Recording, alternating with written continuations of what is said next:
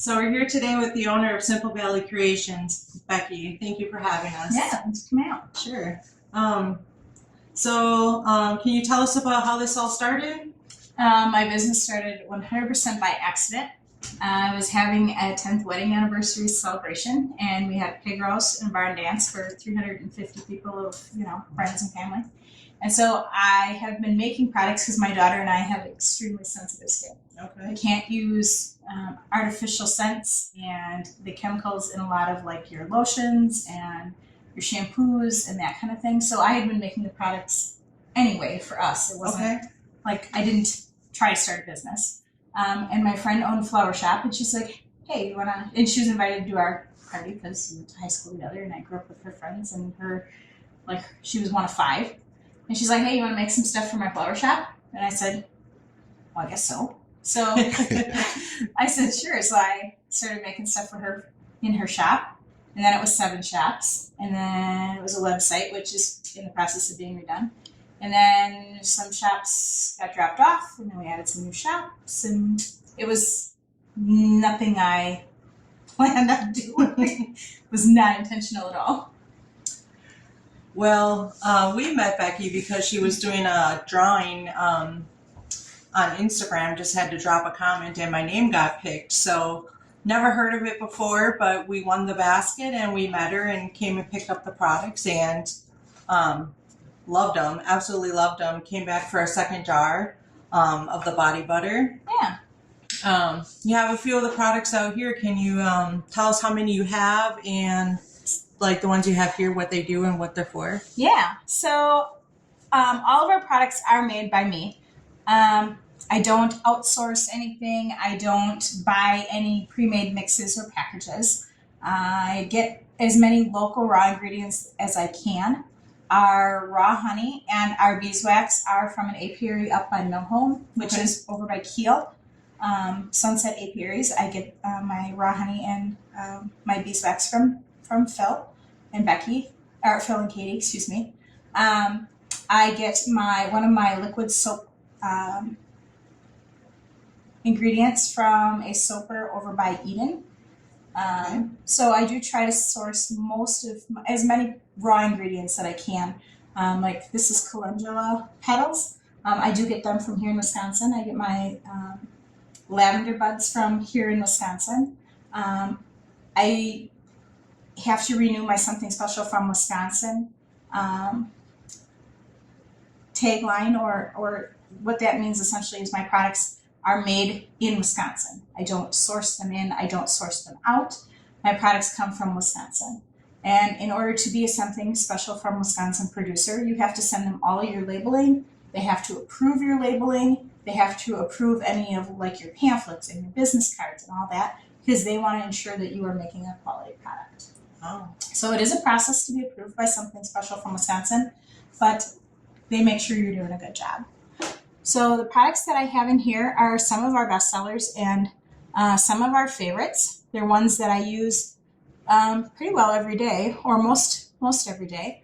The body butter is one of our favorites. That's this one here. Yep.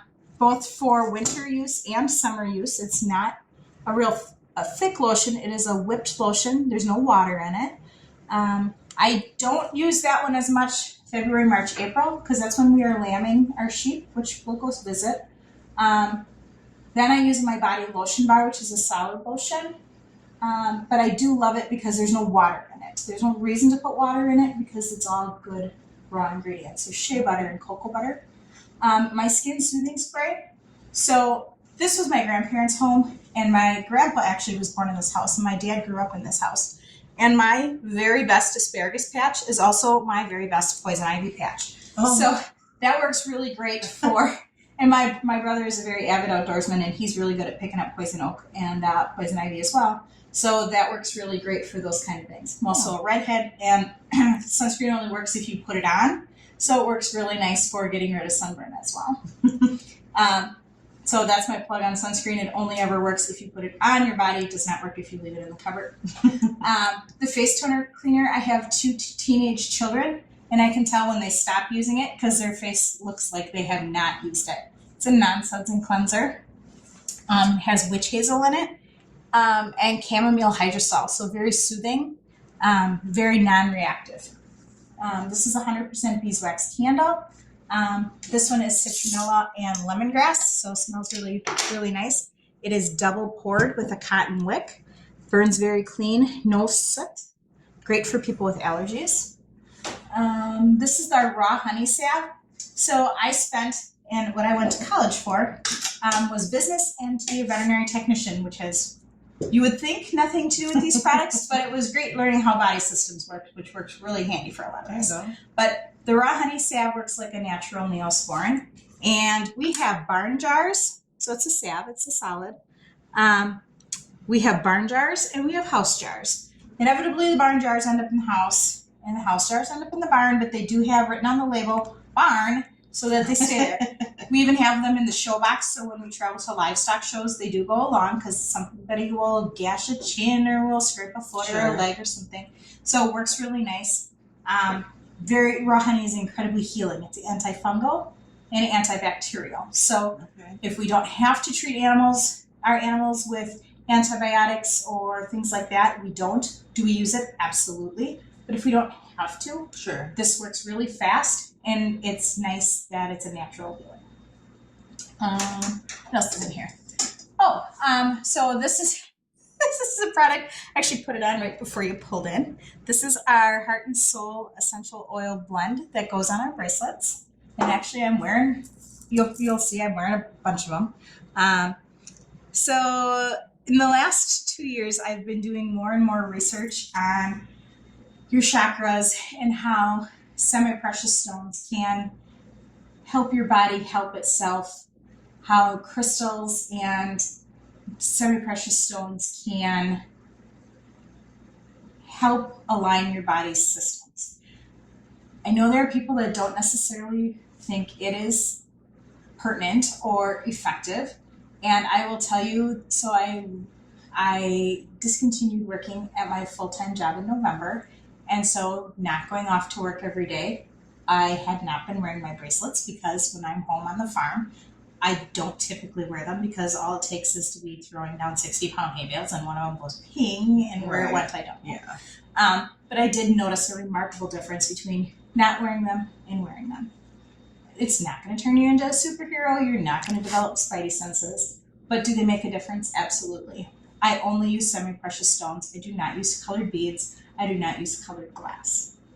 So this is the Heart and Soul, which is meant for anxiety and depression and broken heart, extremely taxed and stressed mind, small business owners, which the movement is to shop local and to support local businesses.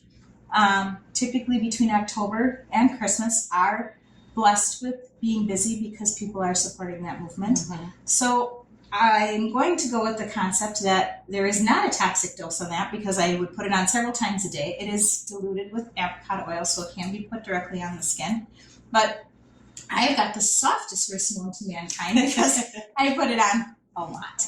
So you put that on your bracelets? You put it on typically on the lava beads. I don't only put it on my Heart and Soul bracelet. Sometimes I just put it directly on my skin. Okay.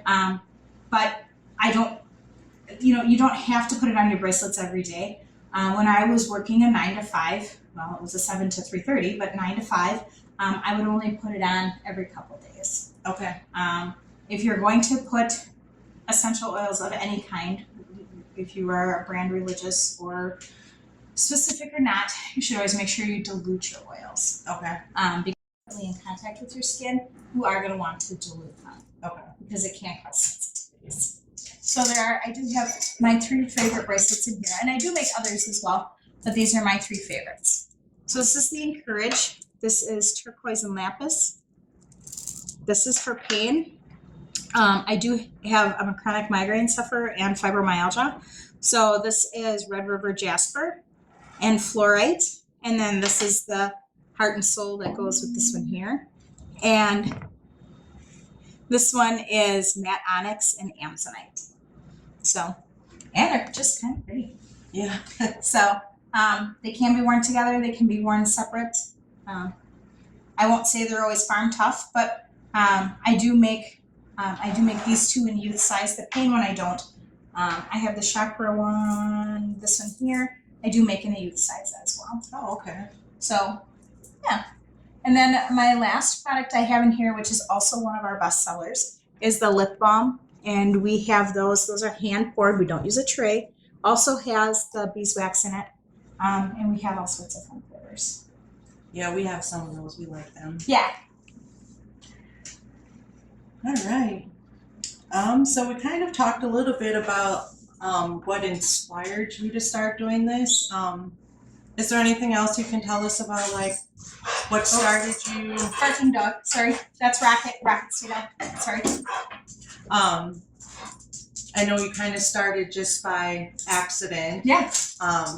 But you said your daughter and yourself needed to have these special products. So it's something close to your heart, and like, you ended up quitting your job because you could do this as a full-time thing? I didn't intend to quit my job. It kind of just,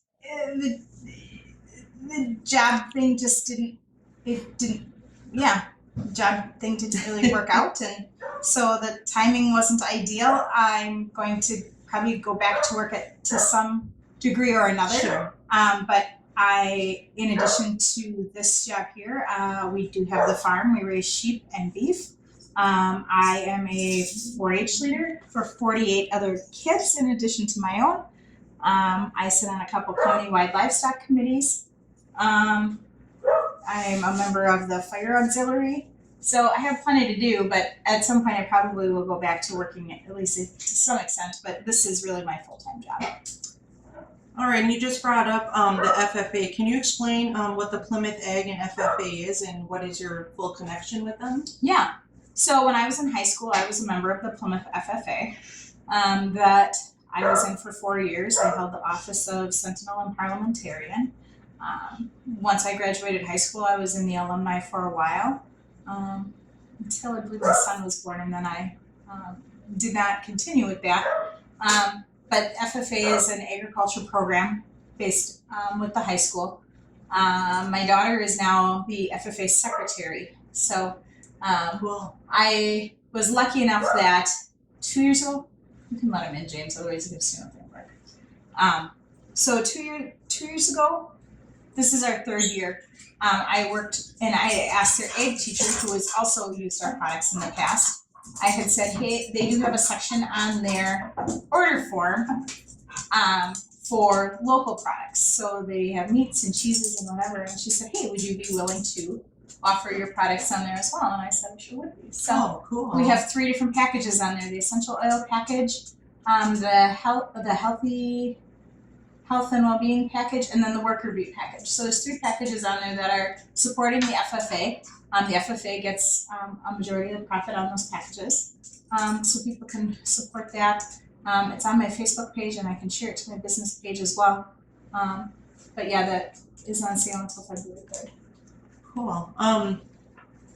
Kind of off the topic, but when I was in high school, I was in FFA. Yeah. And it was Future Farmers of America. Mhm. Is it still Future Farmers of America? It is now just the FFA organization, Okay. but the concept is very much the same. That's what I was understanding, but just wanted to ask.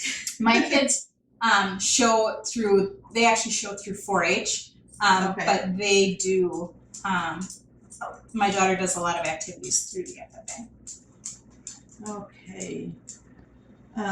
Before we go outside to see the animals, let's kind of finish up on this part of things. Can you tell me some of the obstacles you were encountered with as a small business owner? Yeah. So I guess so probably our first hurdle that we were met with as a small business when one of the popular waves came through of essential oils. Very many people found them very enticing, and they are. And I find I use them every day, either for personal use or for business use. But there are people who use them in not necessarily the most educated fashion. And I guess my goal was to try to help people use them in a safe manner. Sure. Because some essential oils can be very harmful if not used correctly, or if not used in the correct concentration. So that was something that had kind of bothered me to some extent, that people were buying them without education or using them improperly or without proper dilution or taking them orally or things of that nature. And so that we found as a challenge, because people were saying, oh, well, you know, my friend sells essential oils and she showed me how to make this, and you use this much in this. And I said, well, you can use it, absolutely.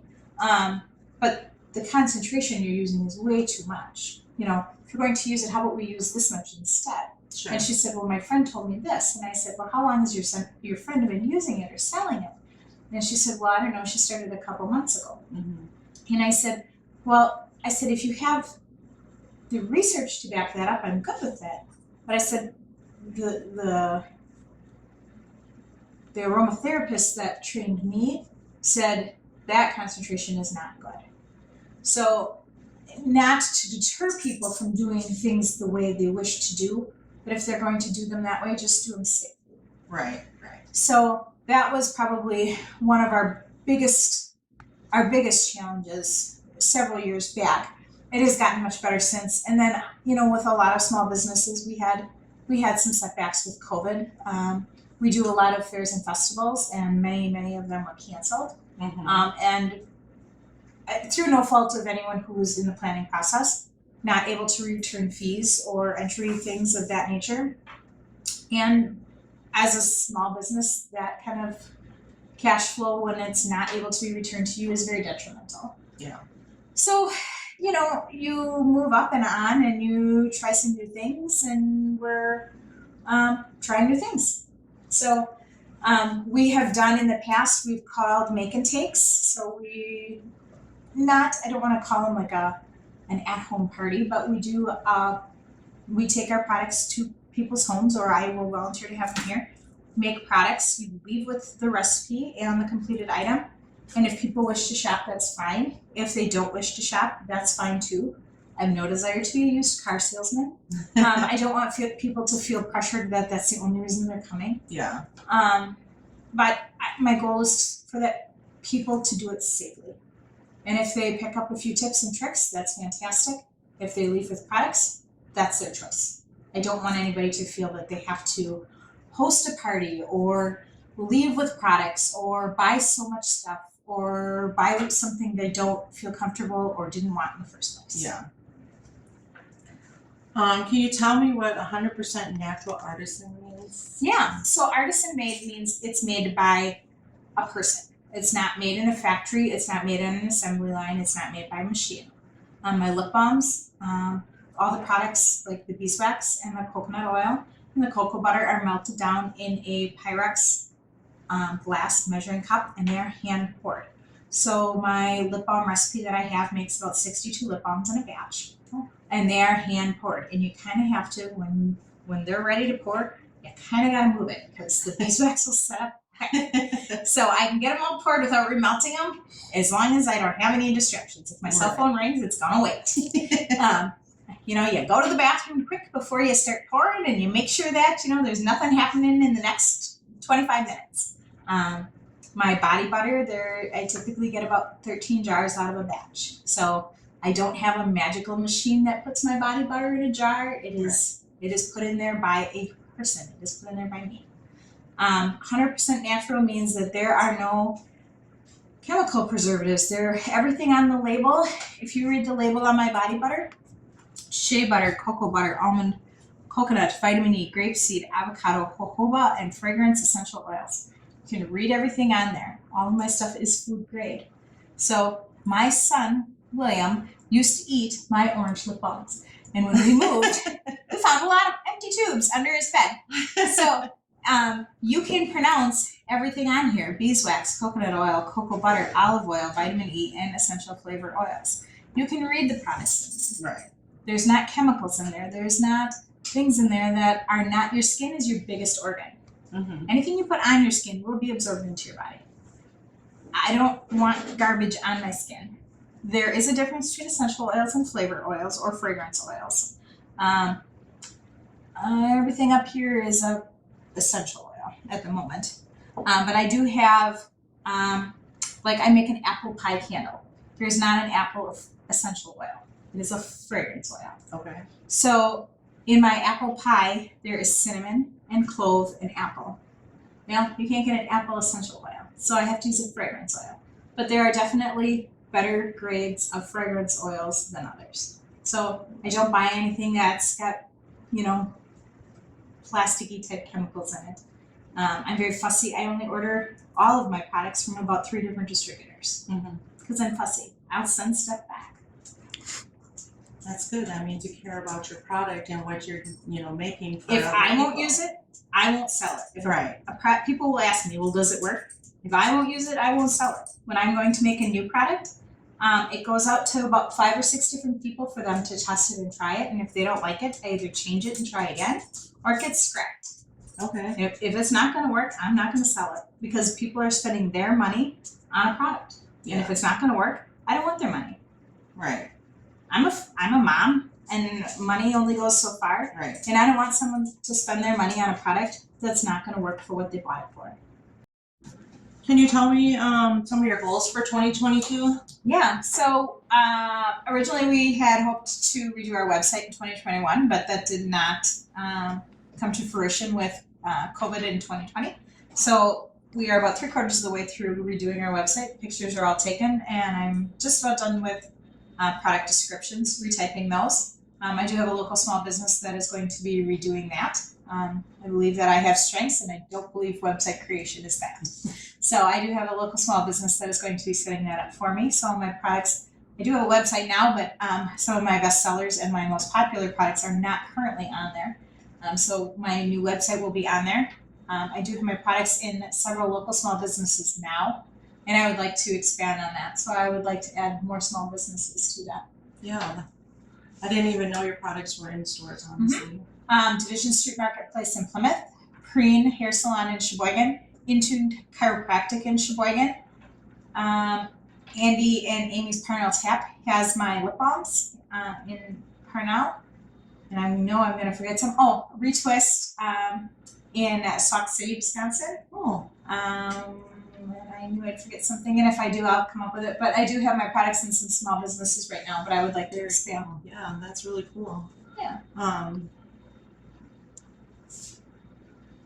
What do you see as some of the benefits of running your own business, having your own small business? I believe that the products I make, I am responsible for. So if they are fantastic, which I believe my products should be because I stand behind my work. If my products are fantastic, that's my reputation. Right. And if I have a product that someone is unhappy with, I want them to contact me and we can talk about why. Either I didn't make the product they were expecting to get, or they got a product that didn't work best for them, and I can try to help them find a different one. Sorry, I'm going to sneeze. Maybe stuck. But we can help them find a product that would work better for them. But I'm responsible for the products that I make, and I want people to be happy. All right. So before we go out to the barn, can you tell me where your viewers can find you? I know you mentioned the website was being redone, but what other kind of social media do you have for them to find the products? We are on both Facebook and Instagram, Simple Valley Creations LLC. I try to post. I don't post every day. Sometimes life gets a little busy, but we do post fairly often. You will see pictures of my critters. I don't always post pictures of my kids, but we do post some fun farm pictures. I post when we're out and about at shows and where we're going to be. I try to give shout outs to the businesses that support me, and I support them. So yeah, try to post what we're doing or what we're making. All right. Well, let's go check out the animals. Yeah. All right, well, off to the barn we'll go. These are my chicken coops. Lights are off now, so they're on the timer. But these two coops here are my chicken coops. So I have about 20 laying hens. 20 laying hens? Yeah. So egg layers. Oh, So, oh, laying.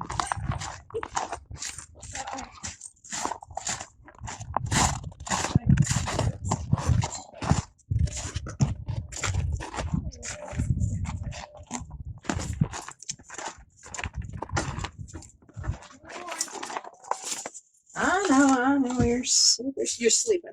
So these are some of my chickens. Most of my chickens are in here actually. These are my chickens. Hi, honeys. I know your light's out because you think it's sleep time. Those are most of my chickens. The other ones are in the other coop. They make fun of noses when they're sleeping.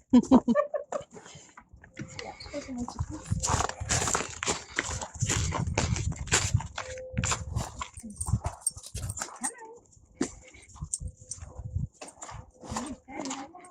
Yeah, the whole barn cats can get upstairs in the barn and back up into the downstairs.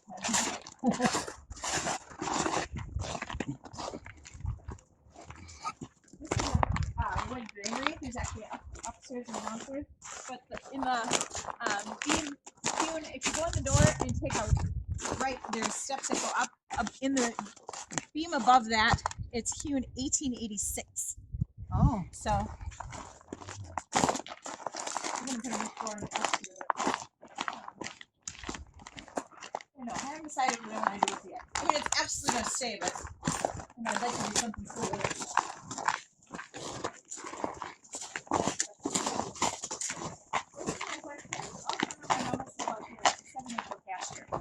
So I'll summer the horse and the goat, and the mama sheep live out there. So all they do all day is eat. Not too bad of a life, hey? Right?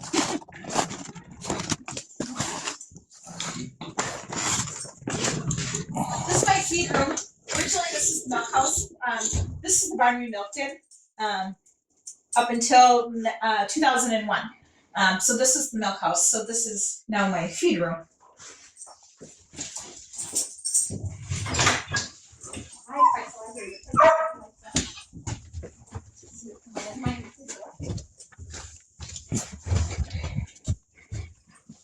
My carts run out.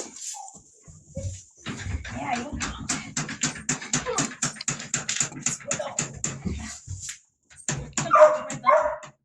I know, I'm always gonna pinch my thumb. Should have put the thing at the other door. Get off the door. That helps. Come on. This is Pretzel. This is my daughter's really horribly spoiled goat. Hi, Pretzel. As you can see, he eats very well. He's not all fluffy. Come on, Pretzel, this way. Stay down. I'm making fights. Spoiled. So this is our horse, Lance. He was a Utah-born Mustang. He is definitely my son's buddy. Right, Lance? So this is our daddy sheep, Duke. And this is our goat, Rudy.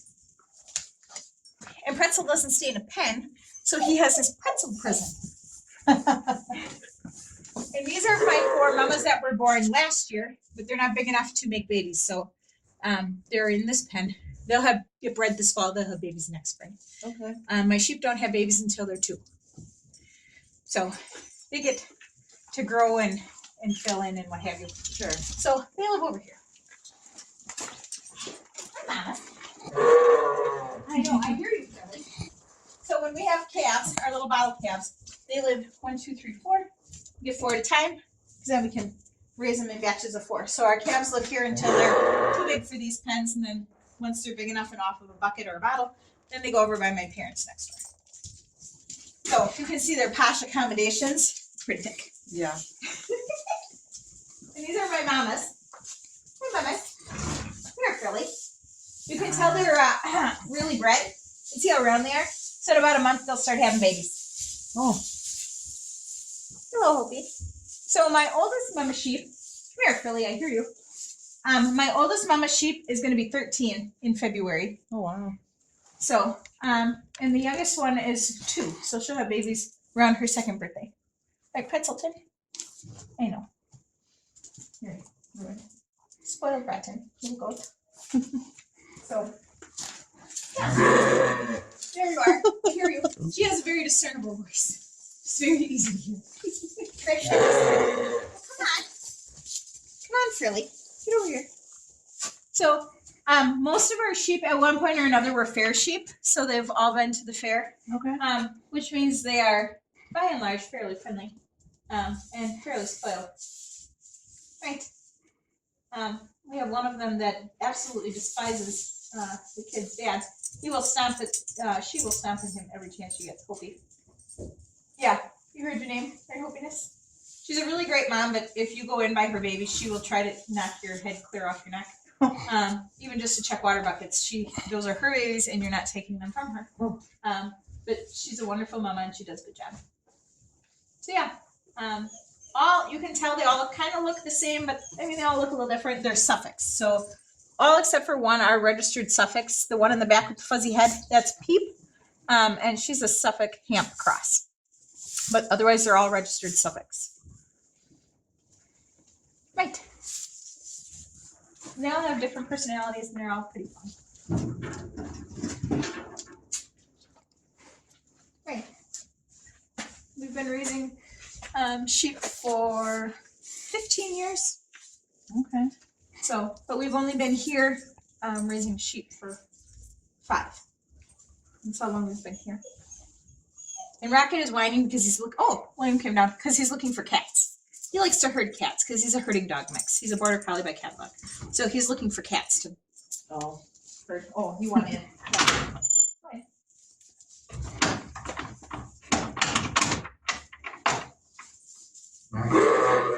There you go. You can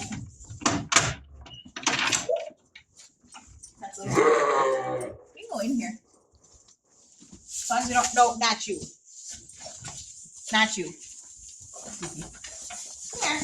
I know. You're all gonna run in anyway. Oh, he's fine. He'll go back. Leave it open or? No, we'll pull it shut. Because if we leave it open, We'll all get out. they'll let themselves out. Come on. Frilly, come here. Come on, Frilly. Frillis. So this is my oldest mama. Oh, it's like a strange noise. So sheep are very much flock animals. So you usually have a couple of them that will look at you. You have a couple that are like good thinkers, and then you have everybody else who are like, oh, we're just gonna do what everybody else says. Yeah. So, but Frilly is my oldest mama. But yeah, they're definitely So fun. cute. Yeah. He's a Nigerian dwarf, but you wouldn't know it. So cute. Pretzel. Hi. Catherine, we got him when he was 2 days old, Oh. and so he lived in a dog crate or a cat crate in the kitchen Oh. because he was about this big, Oh, and so wow. he ate out a bottle 4 times a day, and so he knows he's not a sheep, but he doesn't really know he's a goat either. But he knows my daughter Catherine is his mama, so he's incredibly spoiled, aren't you? You're incredibly spoiled, and you're impossible to keep in a tin. Oh, now you're gonna come say hi? Hi, Phyllis. Yes, I know. Right, Philly. I know. You people smell weird. I know. Weird smells. Weird smells. You're a good girl, Philly. No biting. No biting, Pretzel. You're my good girl, Philly. You can say hi, Philly. Pretzel. Do you want to put Pretzel away, will you? Come on, Pretzel. Not you, Phyllis. Right. When Frilly was really little, at our other house, the feeders came in and she was laying under the feeder and she got stepped on. So she had a broken leg down here first and then up here. So that's why her one foot is turned in a little bit. Right. So no show career for you. But you made lots of show babies. Good job. My little baby. Last year she had a 14-pounder and a 15-pounder. So we have, they're not down here now. We have 2 cameras that we keep. There's a pen, or there's a gate in the middle here. But we have a camera on each side for each pen. So when they're lambing, I can watch them. Oh, okay. So it saves me a lot of trips to the barn. Sure. So when they're having babies, I can watch. It's very low stress for them because that way they can have babies on their own without constant interruption of me walking down here. And then if somebody has problems, then I come down, obviously, and help. Yeah. But otherwise, coming down, flipping on the lights, checking them, turning the lights off, go back up to the house, come down to the barn in an hour. All it does is interrupt the labor process. Sure. And it makes everything take longer. It's more stress on the babies, more stress on the mamas. So this way I can check everything from the house and only come down if there's trouble. Okay. So it makes their labor go faster. It makes for less stress on the ewes. It makes for less stress on the lambs. Yeah, you look pretty stressed. Right. And then when the lambs are born, they lamb in the big pens. So we split the ewes in half. Half of them are over here, half of them are over there. And then when the lambs are born, we can divide those pens up along the wall into 6. The ewes and their babies will go into there for a couple days. And then once we know their udders are okay and the lambs are eating good, then we let them back in here to the big group pen again.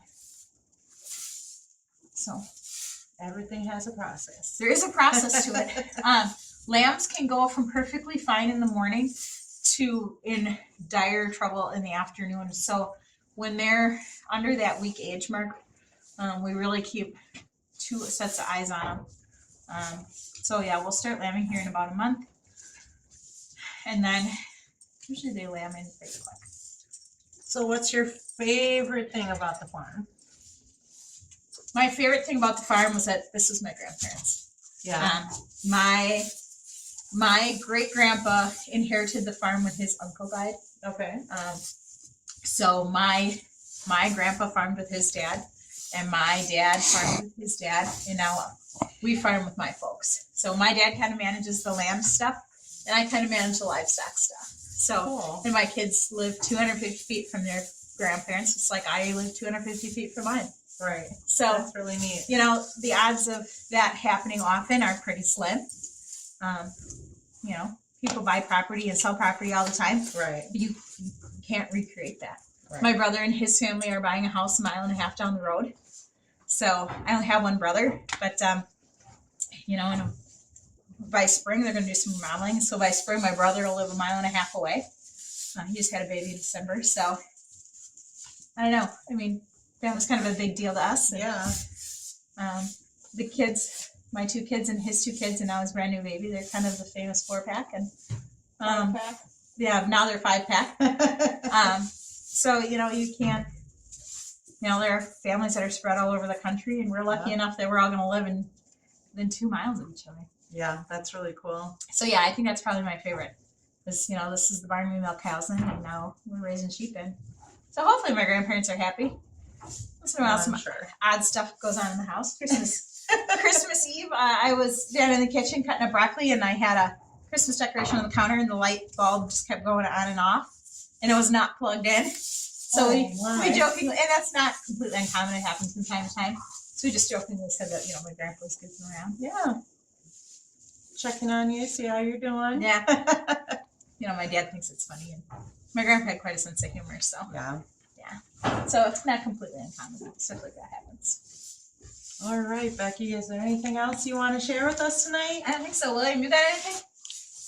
No. All right. All right, well, thanks for having us. It was a great time. It was nice to hang out. Thank I you. certainly appreciate it. Yeah. Really, you're not going home with them.